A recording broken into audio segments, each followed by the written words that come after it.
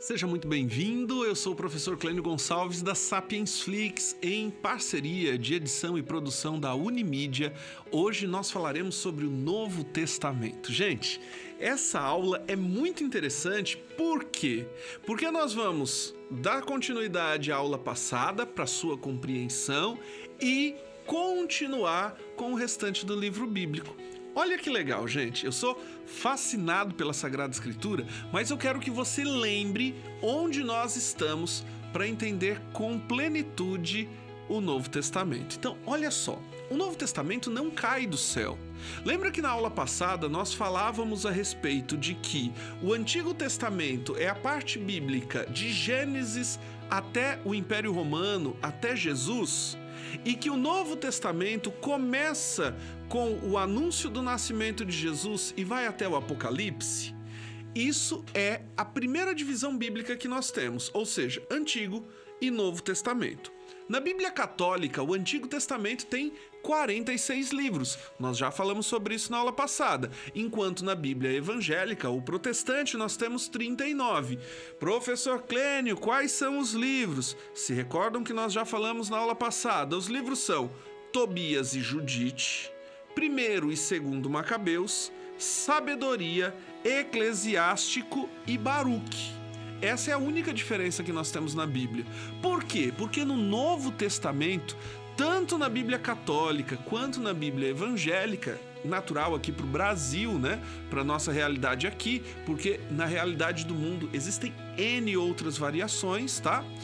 A diferença é apenas no Antigo Testamento. No Novo Testamento é tudo igual. Outra coisa que você pode me perguntar é o seguinte: professor, então por que quando nós lemos, às vezes numa Bíblia fala de um jeito, em outra Bíblia fala de outro jeito? É exatamente pelo seguinte: todas as Bíblias que nós temos na língua portuguesa, elas são traduções. Traduções do que, professor? No Antigo Testamento, os manuscritos antigos, né, que nós chamamos de os originais da Bíblia, porque precisa ter a consciência que a Bíblia não é um livro escrito, são várias cópias que nós temos de textos antigos. A gente não tem o primeiro texto, nós temos cópias porque são textos antiguíssimos. Então o Antigo Testamento ele foi escrito em hebraico e aramaico, na sua maioria, e o Novo Testamento, quase na sua totalidade, foi escrito em grego. Então o Novo Testamento, ele é aceito por completo, tanto no mundo católico quanto no mundo evangélico. Combinado? Então eu quero que nesse momento, primeira coisa que a gente vai fazer é ir para o quadro para entender o que nós falamos na aula passada e completar aonde nós chegamos até hoje. Bora lá, bora para o quadro, gente.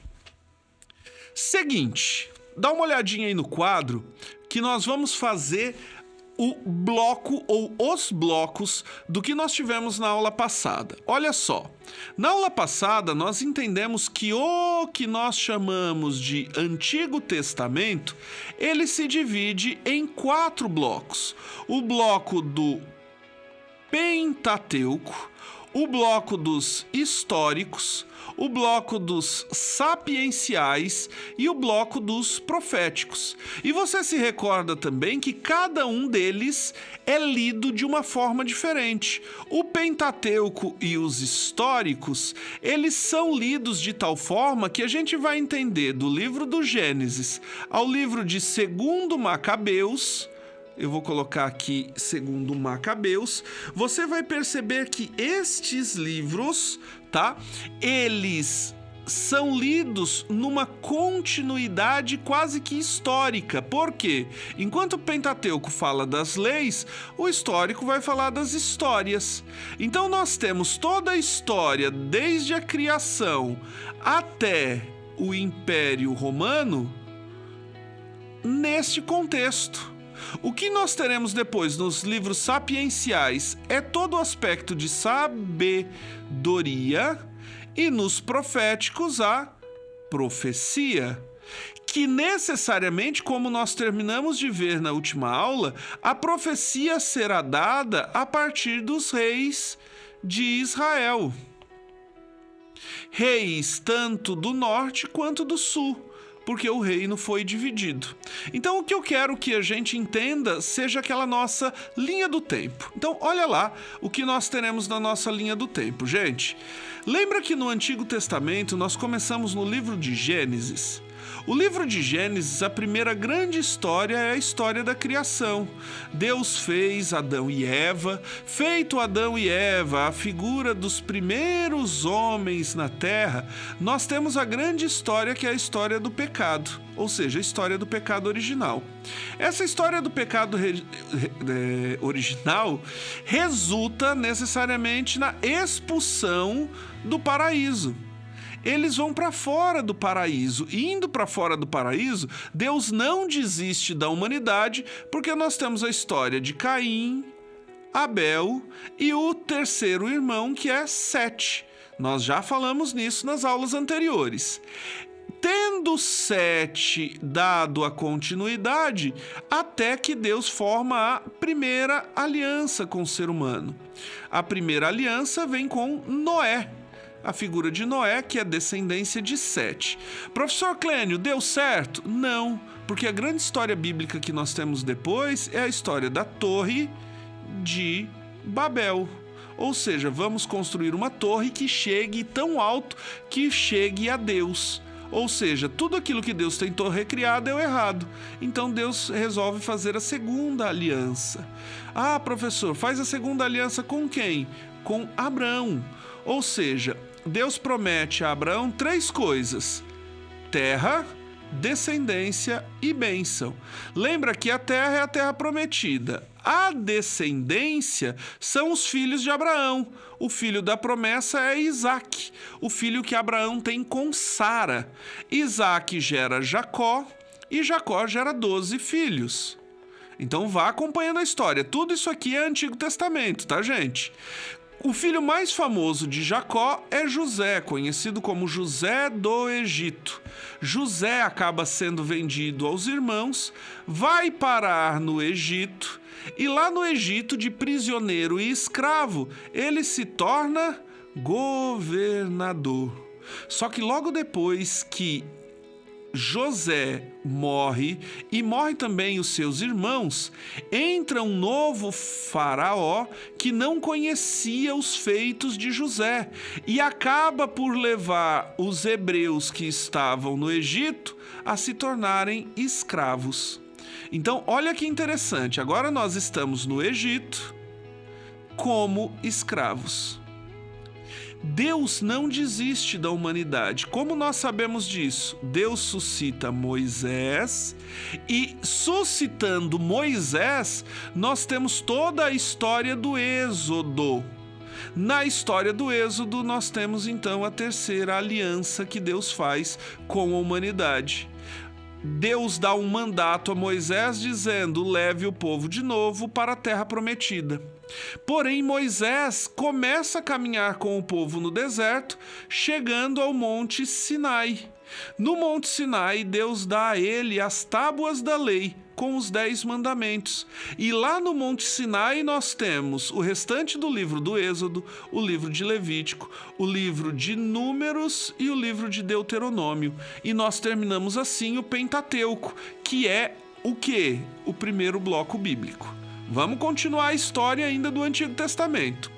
Neste período, a história não termina. Por quê? Porque Moisés não entra na Terra Prometida. Ele dá a sucessão a Josué. E Josué entra com o povo na Terra Prometida. Vem com Josué, tem aquela música, vem com Josué entrar em Jericó. É exatamente aí que Josué entra na Terra Prometida, devolve a Terra Prometida para o povo e divide a Terra Prometida em 12 partes, que nós chamamos de 12 tribos. Por que 12 tribos, professor? Porque essas tribos vão ser dadas para os filhos de Jacó. Lembram que eles já não existiam mais, mas é dado então para as famílias. E nós temos as tribos de Levi, nós temos as tribos de Judá, nós temos as tribos de Rubem, Manassés, Efraim, para de cada filho. Nessas 12 tribos, quem organiza as tribos são o que nós chamamos de juízes. E nós temos o livro de Josué, o livro de Juízes, depois nós temos um pequeno livro, que é o livro de Ruth, que vai referenciar necessariamente ao período dos juízes, e depois dos juízes nós temos o último juiz, que é Samuel. Samuel é o último juiz e é ele quem vai ungir os reis. Nós temos 3 grandes reis em Israel. No momento dos reis, nós temos Saul, primeiro rei, nós temos Davi, segundo rei, e nós temos Salomão, o terceiro rei de Israel. Lembrando-se que Deus faz, então, a 4ª aliança com Davi, e depois de Davi, nós temos uma sucessão de reis. Mas a história não termina aí, gente. Por quê? Porque nessa história ainda do Antigo Testamento, nós vemos que os filhos de Salomão, especialmente Roboão, não foi um rei tão bom assim. E é por isso que o reino acaba dividido. O reino de Israel se divide em reino do norte e reino do sul. O reino do sul tem a capital Jerusalém e o reino do norte vai ter a capital Samaria. De tal forma que, olha só, o reino do norte, no ano mais ou menos de 700, é destruído pela Assíria. E no ano mais ou menos de 587, o reino do sul é destruído pela Babilônia. E o povo desta região é levado para o que nós chamamos de exílio da Babilônia. Percebe que nós temos uma sequência do Antigo Testamento, gente? No exílio da Babilônia, o povo ficou preso, até que chega Ciro, que é rei persa, ele é persa, tá? E liberta o povo, devolvendo o povo à terra prometida.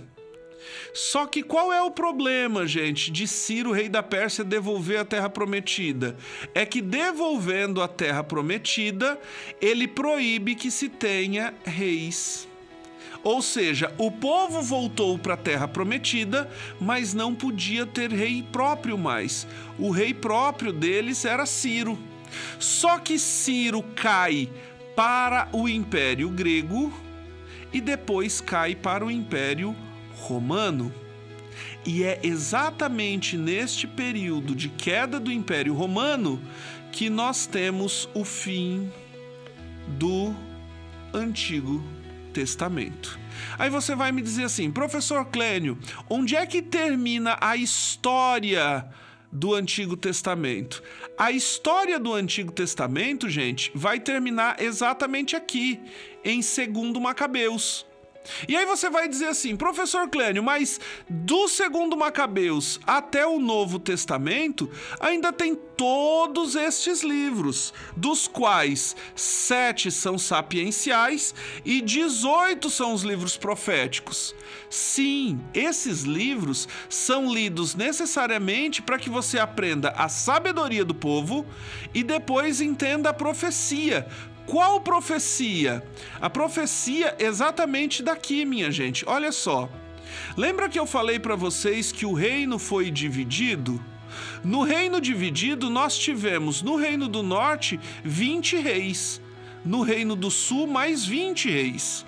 Dos 20 reis do norte, nenhum prestou.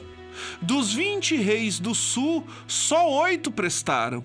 Então pensa comigo, ó, são 20 no reino do norte e 12 no reino do sul que os profetas criticaram e criticaram muito. Então nós vamos ter 18 livros que vão falar sobre este período que nós estivemos do Reino do Norte e Reino do Sul, bem como o período do exílio da Babilônia e o período subsequente até chegar ao Império Romano.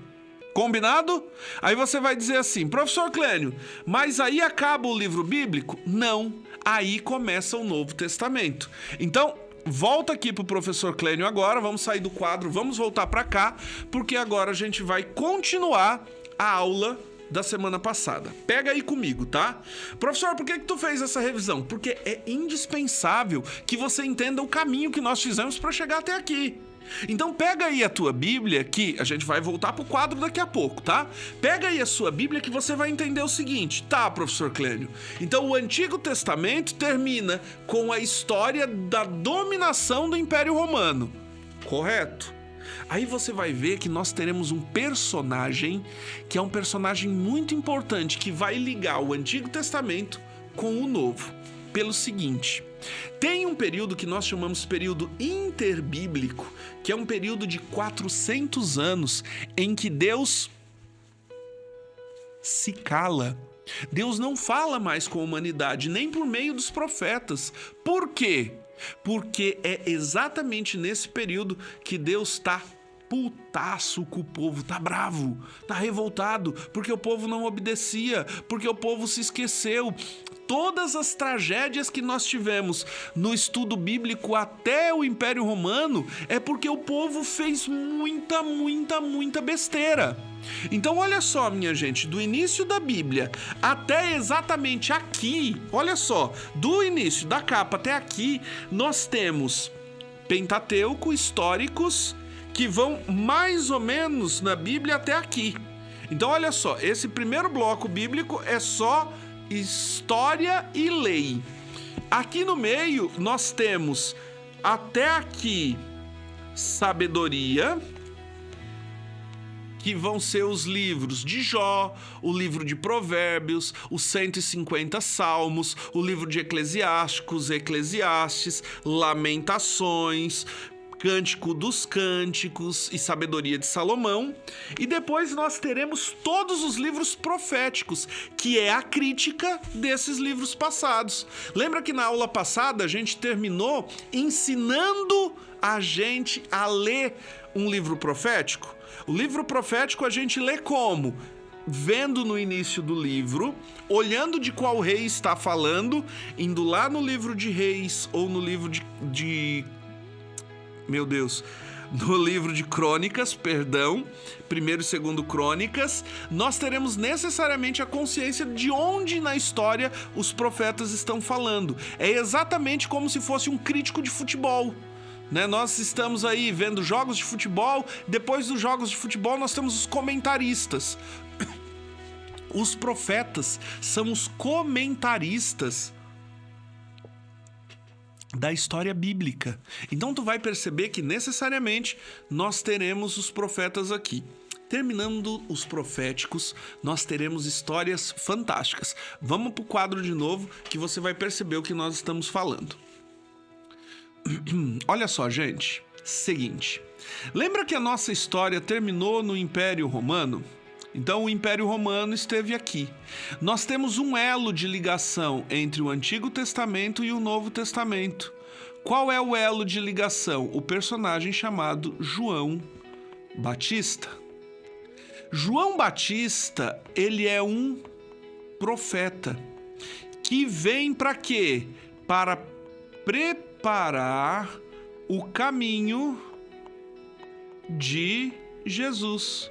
Então, o elo de ligação entre o Antigo Testamento e o Novo Testamento é João Batista. E no Novo Testamento, gente, nós teremos o período... Eu vou fazer um desenho aqui que é lindo, tá? Nunca esqueçam da habilidade do professor Clênio em desenhar, tá? Eu vou abrir um próximo curso aqui online que vai ser um curso de desenho. Então, nós temos aqui, olha só... Você viu, esse daqui é o anjo, tá? O anjo Gabriel, que vai anunciar a Maria que ela estava grávida. E que na sua gravidez, ela daria a luz a um menino, e esse menino teria o nome de Jesus. E é isso que acontece. Então, toda a história de João Batista, a história do anúncio do anjo, a história de que com 30 anos... Jesus começa a sua história de chamar os discípulos, a história de milagres e a história da morte e ressurreição de Jesus estão dentro do que nós chamamos de evangelhos. Isso tudo é Novo Testamento. Depois dos evangelhos, nós temos um período em que os apóstolos, eles saem em missão. E fazem o quê? Fundam igrejas. É exatamente nesse período, gente, que nós chamamos isso de Atos dos Apóstolos. Ou seja, nos Atos dos Apóstolos, nós veremos os apóstolos em missão, especialmente Pedro e Paulo. Nós teremos a fundação de igrejas feito por eles, especialmente as viagens de Paulo. Só que depois que funda a igreja, nós precisamos da orientação. É nesse período de orientação dos apóstolos que nós teremos o que nós chamamos de cartas, que são divididas em duas: as cartas de Paulo e as cartas gerais, que nós também chamamos de cartas católicas, porque a palavra católica significa universal. E aí tu pode me dizer assim: professor Clênio, quer dizer que as cartas católicas só tem na Bíblia católica? Claro que não. As cartas católicas são o que nós chamamos de cartas gerais, ou seja, cartas que foram escritas para todas as igrejas, porque Paulo escrevia para igrejas ou para pessoas. Então, olha lá, volta agora para o professor Clênio, sai um pouquinho do quadro, vem aqui, foca no professor de novo. Olha só, gente. No Novo Testamento, então, nós temos os evangelhos, que falam sobre Jesus. Quais são esses evangelhos? Mateus, Marcos, Lucas e João. São 4 evangelhos. Na próxima aula, a gente vai falar só sobre eles, tá? Então, o mais importante agora é você conseguir compreender toda a linha do Novo Testamento, e na próxima aula você vai entender só os evangelhos. Nós temos 3 evangelhos que nós chamamos de evangelhos sinóticos, e nós temos o outro evangelho, que é o evangelho de João, que é o evangelho mais teológico. Na aula que vem você vai entender isso melhor, tá? Nós temos depois os Atos dos Apóstolos, que é um livro só, mas vai contar a história da igreja nascente. Depois a gente vai ter cartas, e essas cartas vão ser divididas entre cartas católicas e cartas de Paulo. Paulo escreveu 13 cartas. Quais cartas, professor Clênio? Ele escreve carta aos Romanos, ele escreve carta aos Coríntios, a primeira e a segunda, ele escreve carta aos Gálatas, ele escreve carta aos Efésios, ele escreve carta aos Filipenses, ele escreve carta aos Colossenses, ele escreve carta aos Tessalonicenses, 1 e 2. Ele escreve carta a Timóteo, a uma pessoa, 1 e 2. Tem primeira carta a Timóteo e segunda carta a Timóteo. Ele escreve carta a Tito, ele escreve carta a Filémon e só. Por muito tempo, a carta aos Hebreus foi intitulada a Paulo, mas hoje os estudiosos mais famosos vão dizer que a carta aos Hebreus não foi Paulo quem escreveu. E nós também não sabemos ainda quem foi. Talvez um dia a gente solucione essa questão. Ela já foi atribuída a Paulo, mas hoje os estudiosos dizem que não foi de Paulo. Professor Clênio, como é que eles sabem disso? Por causa do estilo de escrita. Paulo escreve muito diferente do que é a carta aos Hebreus. Então hoje a carta aos Hebreus é tida como uma carta católica ou uma carta geral, que não foi destinada a uma igreja ou a uma pessoa, mas a toda a igreja, embora ela seja destinada aos hebreus. Aí a pergunta é, professor Clênio, quem são os hebreus? Os hebreus são os judeus, são os israelitas, são aquele povo que estava na Terra Santa. Tá? É a nossa geração que chegou até nós. Depois, nas cartas gerais, nós temos a carta de Tiago, a primeira e segunda carta de São Pedro, a primeira, segunda e terceira carta de São João e a carta de Judas. Então são 8 cartas católicas e 13 cartas de Paulo, ok? E o último livro, volta para o quadro novamente, minha gente. Vamos lá, para a gente deixar essa aula de hoje bem compreendida. Quadro de novo. Logo depois das cartas, nós temos o último livro bíblico, que é o Apocalipse de São João, que necessariamente é o quê? É o livro da esperança. Então olha que legal, eu vou puxar o nosso quadro aqui para a gente fazer 2 blocos e você conseguir entender isso muito bem. Olha só, Antigo Testamento, 4 blocos, Pentateuco, históricos, nós temos os sapienciais e proféticos. No Novo Testamento, quando nós falamos em Novo Testamento, nós também teremos 4 blocos, gente. Olha só, os evangelhos, os Atos dos Apóstolos, as cartas e o Apocalipse. E o que é mais legal e que eu quero que você preste atenção nesse estudo? Esses livros se conectam. Por quê?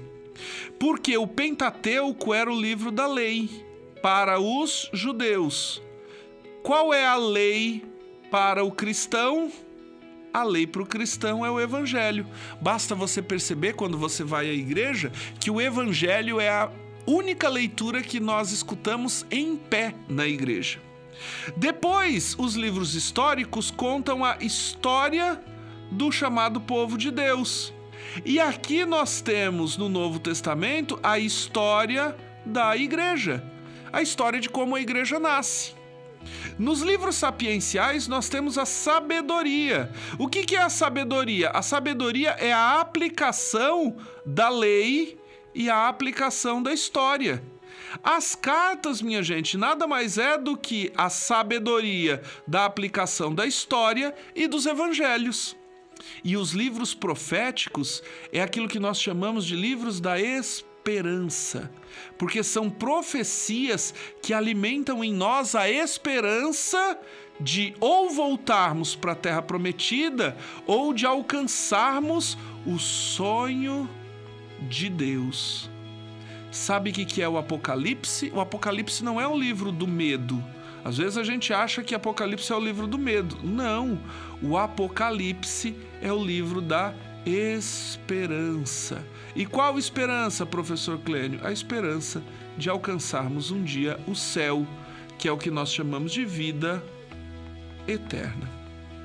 Então, olha que legal, a nossa Bíblia, ela tem Antigo e Novo Testamento, dividida pela figura de Jesus. O Antigo Testamento aponta Jesus, nós vivemos Jesus, e o Novo Testamento continua apontando para frente, ou seja, o que seremos a partir dele. Ou seja, o Novo Testamento é a realização plena do que Jesus fez. Então, foca aqui no professor de novo, para a gente compreender muito bem a história até aqui. Minha gente, olha só. Você pode me dizer assim, professor Clênio, então é mais fácil a gente aprender o Novo Testamento do que o Antigo? Sim. Por quê? O Antigo Testamento, embora seja maior, tenha muita informação, ele também fala muito sobre um período de tempo muito grande, muito longo. Então, só o livro de Gênesis, para você ter uma ideia, ele fala da criação do mundo até quando o povo estava no Egito, com José, filho de Jacó. Então você percebe que o livro de Gênesis é um livro muito complicado, por falar muito da história. Enquanto sobre Jesus, por exemplo, nós temos 4 evangelhos. Nós temos, olha só, professor Clênio, o que Jesus escreveu? Nada. A única coisa que Jesus escreveu, agora vamos lá para a curiosidade, tá? Olha aqui agora, minha gente. Você já se deu conta de que Jesus não tem nenhum livro escrito? Tudo que nós temos na Sagrada Escritura foi aquilo que foi escrito sobre Jesus. Mas ele mesmo só escreveu uma coisa. Lembra aquele texto bíblico quando a mulher se abaixa e... A mulher chega. Jesus se abaixa e começa a escrever no chão? É a única vez que nós temos o texto bíblico dizendo que Jesus escreveu alguma coisa.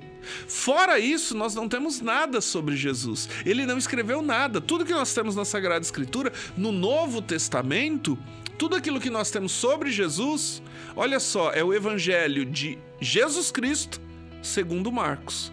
É o evangelho de Jesus Cristo, segundo Lucas. É o evangelho de Jesus Cristo, segundo Mateus.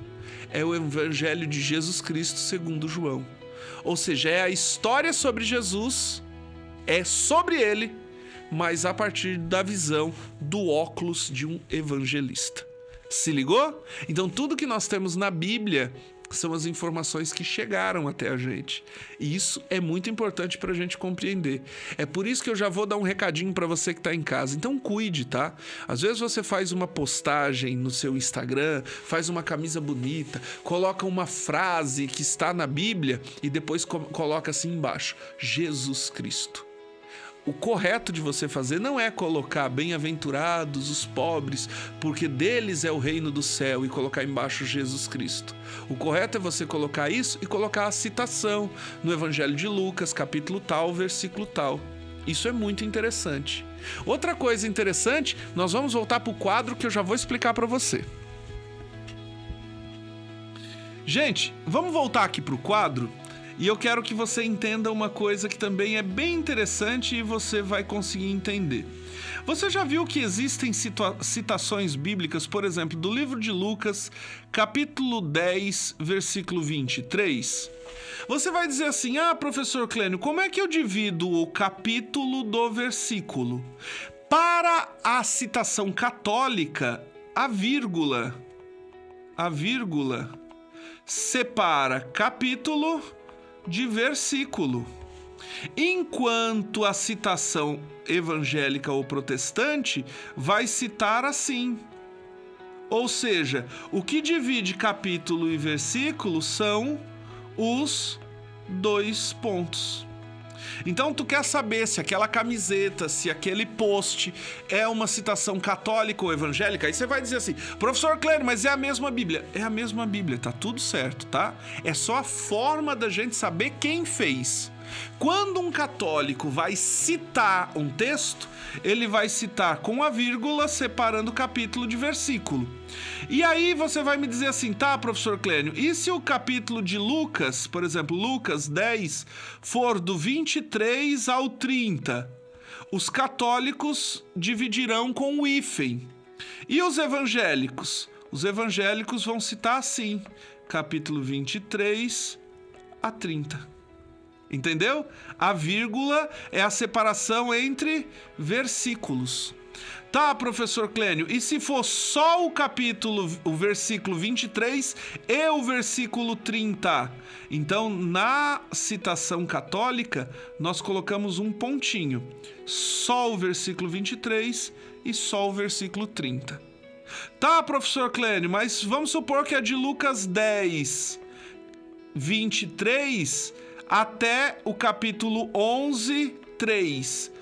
Você vai dividir com um hífen, colocar o novo capítulo, vírgula, o novo versículo. Entendeu?